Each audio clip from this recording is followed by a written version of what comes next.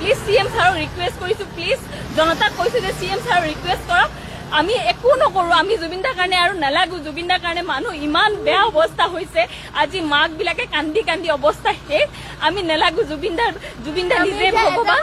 ভাবিছো গৰিমা বৌয়ে যেতিয়া তদন্ত বিচৰা নাই আমি নিবিচাৰো। আৰু গৰিমা বৌকো কৈছো, গৰিমা বৌ আমি জুবিন দাৰ ভাল পাওঁ কাৰণে কৰিছিলো আৰু নকৰো, আপোনালোকে নিবিচাৰে আমি নকৰো, কিন্তু এনেকুৱা নকৰিব।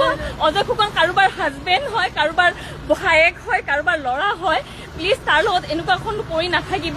আমি মৰি যাম, আমি চুইচাইড কৰিবলৈ বাধ্য হ'ম এতিয়া এনেকে থাকিলে। আমি পাগল হৈ গৈছো। কালি লাগে অজয় ফুকনক ঘূৰাই দিলে অলপ ন্যায় নালাগে, একো নালাগে। জুবিন দাৰ ন্যায় আমাক নালাগে, জুবিন দাৰ ন্যায় আমি নিবিচাৰো। জুবিন দাৰ ন্যায়ৰ কাৰণে গৰিমা বৌ আছে, আমাক ন্যায় নালাগে, আমাক অজয় ফুকনক লাগে।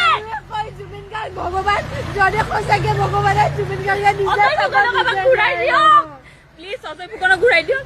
CM ছাৰক প্লিজ চবে ৰিকুৱেষ্ট কৰক, এনেকে আমাক আমি এই ছোৱালীবোৰ ৰাস্তাৰ মাজত, এই ৰাতিখন ৰাস্তাৰ মাজত আমি পাগলৰ দৰে কান্দি আছো, আমাক প্লিজ ঘূৰাই দিয়ক। আমাক কাৰো নালাগে, কাৰণ অজয় ফুকন নহলে মইতো থাকিব নোৱাৰো, তাৰ মাক বাপেক থাকিব নোৱাৰে, তাৰ ভায়েক থাকিব নোৱাৰে, ভনীয়েক থাকিব নোৱাৰে। প্লিজ এনেকুৱা নকৰিব, প্লিজ চৰকাৰক অনুৰোধ জনাইছো, প্লিজ। আমি অজয় ফুকনৰ লগত বহুত মানুহ জড়িত এনেকে যে দুখ পায়।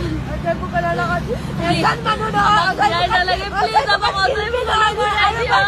ৰাইজক আৰু মই ৰাইজক অনুৰোধ কৰিছো, কোনো যাতে অজয় ফুকনক জেল নকৰে। অজয় ফুকন ক'ত গ'ল?